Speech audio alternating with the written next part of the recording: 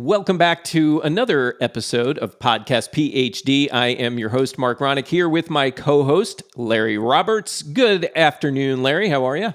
What's happening, Mark? Happy to be here, man. Excited for another episode of Podcast PhD, man.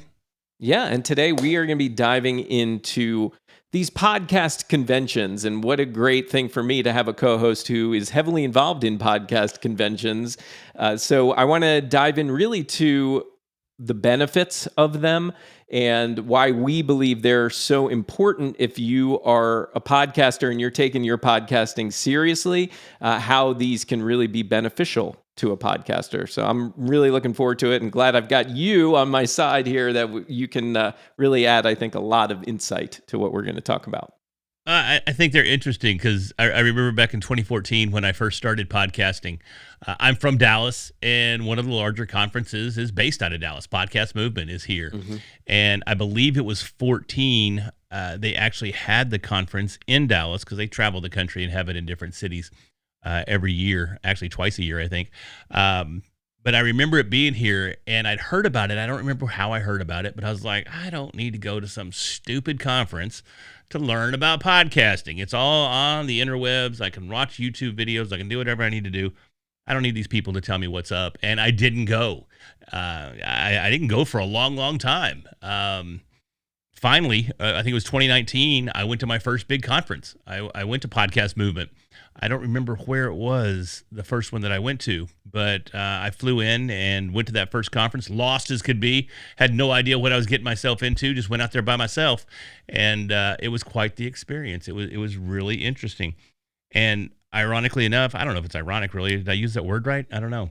I don't know, it's the name of my business, so I'll take it. There you go. It's just a shameless plug for you is what it was. Thank you. Yeah, man. But I actually met some people there at that Podcast Movement that are still great friends of mine today, and eventually even became business partners to a certain degree. We worked on projects together. We all got together and lifted each other up and teamed up on a couple of things. So, and again, they're still my friends today. So even that very first conference where I had no idea what the heck was going on proved to be very beneficial from, a friendship standpoint and a business standpoint too. Yeah, so you went by yourself. So my experience was different. So I'm going to wait to share mine because I want to dig into yours a little bit more. You went by yourself, and you had already, I'm guessing based on what you just shared, that you had these preconceived notions about going. So what was your biggest challenge going by yourself? Like, what was the hardest part about it? Because I think there are a lot of podcasters out there that don't connect with a lot of other podcasters, and this is their first time meeting them, and they're going by themselves, kind of looking around like, okay, what do I do now? So tell me a little bit about that part of your experience. I was really just looking for direction because I didn't really know, my first podcast, I had to kill it because I was still in corporate America and it was a little blue in content, mm-hmm. It had some naughty jokes in there from time to time. And I knew I still wanted a podcast, but I didn't really know what to do at this point. So I was lost, looking for some direction, and I had gotten involved on Facebook and seen some groups, and I think that's really what got me to the point of going, okay, I need to learn more about podcasting because I'd started seeing some of the behind-the-scenes stuff, listening to some of the forefathers of podcasting, the Dave Jacksons and the mm-hmm. Cliff Ravenscrafts that were out there, and I wanted to meet these guys, and I wanted to learn from them. And the biggest challenge, though, was just stepping out and doing it. Showing up by myself in a strange environment around a bunch of, I say strange, they're not strange people, but they were strangers. Yeah. So these strange people in this environment talking about topics I'm not really familiar with. But that was the scariest part. But the cool thing was, man, as soon as I got there, even just standing in line, waiting to register and get my badge for the event, immediately started making friends and started to realize that the podcasting community is everybody's there to help, man. It's such mm-hmm. a wide open community and everybody's supportive and everybody's looking to help others grow while they grow as well. And I mean, before you knew it, I felt like a veteran, Mm-hmm. So, yeah, and that was going to be a next question was really how did you make those initial connections with people? Because again, I think that when people walk into a situation like that with all strange people in a new situation they've never been a part of before, making those initial connections, just going up to somebody and saying hello, can feel really intimidating. So, Yeah. so you mentioned you met some people just online, No, no, I mean standing in line. like Like we were standing in lined up line. to get our Yeah, badges, yeah. and I'm standing there, and it was Josh Carey. I don't know if anybody out there is listening knows Josh Carey, but Josh was, I think he was behind me, and he's like, "Hey, man, what's your name?" And he just came up and just started talking. So all credit to Josh. I don't think I reached out to him. I think he kind of initiated the conversation, but it was his first time at Podcast Movement as well, and we just kind of latched onto each other and became pod buddies, you know. And from Hmm. that point forward, we kind of ran around the conference together, trying to figure out our way. And okay, I'm going to go over here and I'm going to attend this session. And he's like, all right, I'm going to go to this session, and let's trade notes when we get out. And it just evolved from there, you know. And then you go into the sessions, and everybody else is just as friendly as Josh was. And I got to the point where I was somewhat relaxed now because I had a buddy. So I'm not sitting there all lost and trying to look cool, trying to fit in. I got to where I was starting to talk to people, and it just grew and grew and grew. And opportunities opened up. You know, I learned a lot in the sessions, learned a lot in the hallways, which, you know, I'm gonna let the cat out of the bag. That's where a lot of the, in my opinion, some of the actual education really takes place in the hallways. The sessions are typically great. They're very informative, but for me personally, the way I communicate and the way I learn is to have regular conversations. For me to sit in a classroom and listen to somebody talk, I'm going to get bits and pieces, but it's really not going to set in until I talk to somebody that's applying it and has actually used it going forward. So that was something that I learned pretty quickly. It was go through the sessions, come out of the sessions, chat with other people that were in the sessions, and learn how to actually apply what was going on. So that's where a lot of the real light bulb moments happened for me, was in the hallway. Yeah, that's very cool. Very cool. And for me, I'm actually going to jump ahead and share a strategy that I think would be very helpful for somebody who's just starting out.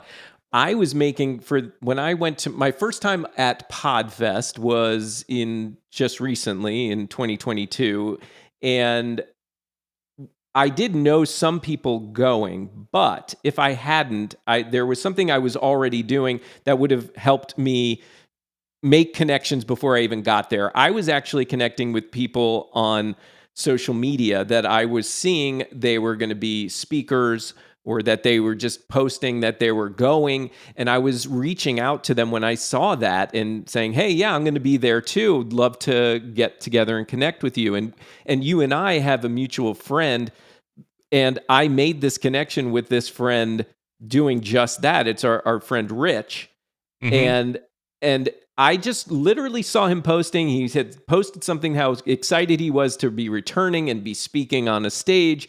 And I let him know, oh, I'm going to be there. I'll definitely check you out. And we became instant friends. We hung out almost the entire weekend together. I Wow. had no expectations of that. And he turned out to be a great guy. And I had this buddy. Now, I also had taken a client that I work with on his podcast. He and I already knew we were going to be there together, and so I had that security blanket. But it's a great way to do it. But look around, search for those hashtags that people are using about the convention. Podfest, theirs is usually it's like hashtag Podfest 2023 for the latest one. Is that That's right? the latest one. Yeah, either Podfest 23 or 2023. I've seen both of those hashtags floating around out there.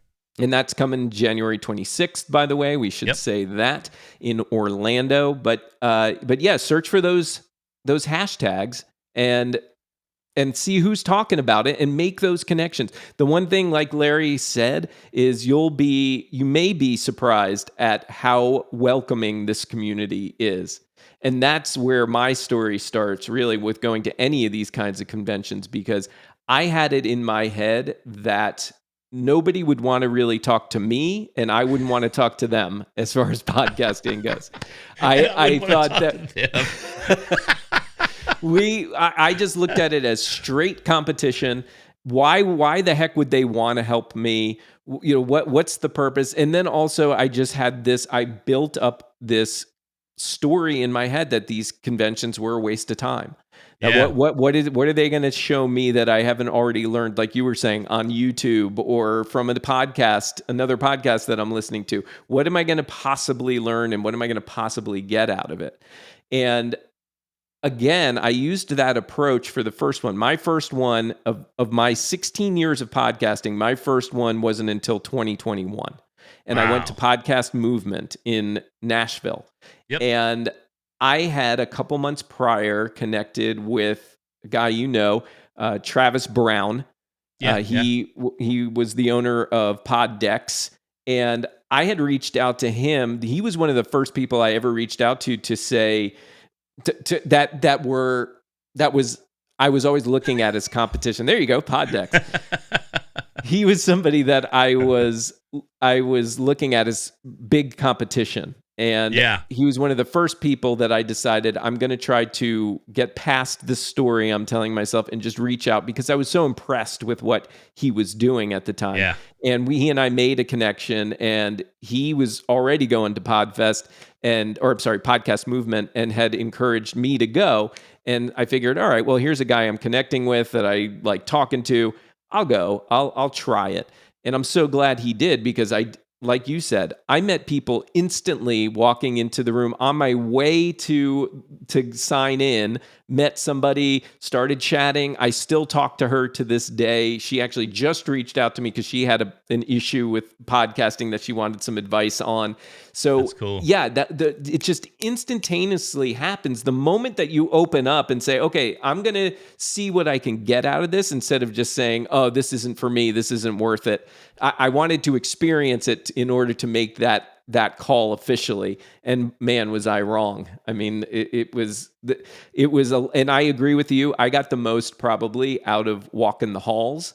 Yeah. And I think though, for you and I, I don't know, I can't speak for you, but for me, where I had already been podcasting for so long, I was thinking, yeah, I can't, what are they going to teach me that I haven't already been taught in those tracks, in those different sessions? But I believe that if you are a podcaster with even 5, 6, 7 years of experience, you can absolutely get a ton out of those tracks and workshops, sure, as well as those conversations in the hallway.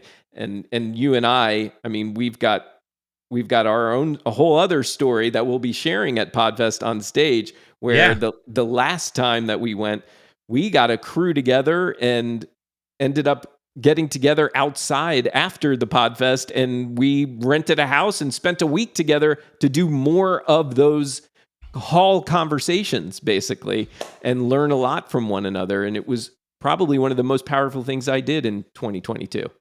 We wouldn't even have this podcast if it wasn't for podcast conferences. You know, Exactly. if you hadn't gone to Podfest, we wouldn't have met the mutual friends where we rented our McMansion and hung out for a week and did content creation and had those hallway conversations that you're talking about. So just the fact that this podcast exists is a testament to the power of these conferences.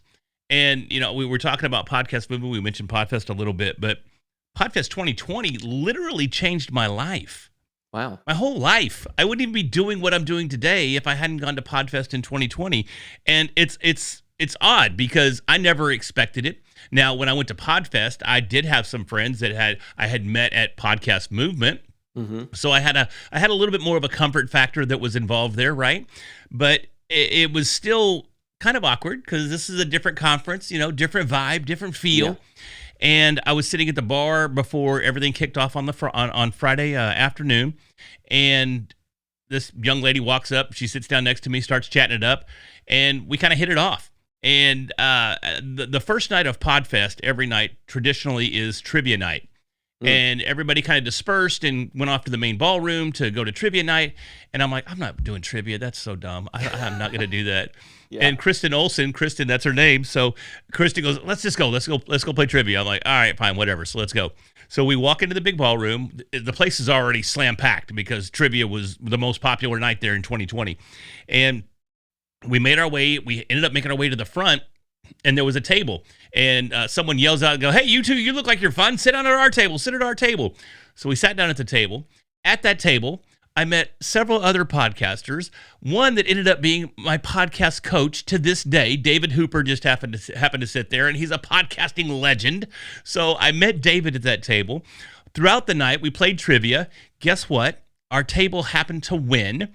So in being the winning table, we got to go up on stage and we got our picture made on the main stage at Podfest with the founder and CEO of Podfest, Chris Kremitzos. Chris and I met for the first time right there. That sparked a friendship. Things exploded from there. And, now I write the newsletter for Podfest, and I'm a Podfest board of ambassadors on their board of ambassadors and all kinds of stuff. But it allowed me to make the connections and grow in a way that I wouldn't have been able to any other way.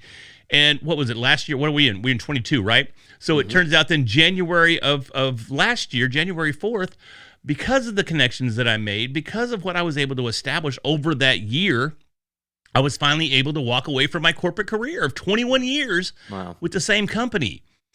And it was all because of going to Podfest, and the relationships that I'd made at Podcast Movement that carried over to Podfest to make me feel a little more comfortable. But Kristen, she drugged me off to trivia, so I owe it to Kristen as well. But then meeting Chris, and none of it would have happened had I not gotten out there and got to know more people of the community. And whether it's Podcast Movement or whether it's Podfest or whether it's Rockin' Pod or whether it's Outlier Podcast Festival, I'm name dropping some of these bigger conferences because I'm fans, and typically I speak at these events, so I want to drop those. So if you guys have an opportunity, get out, come see me.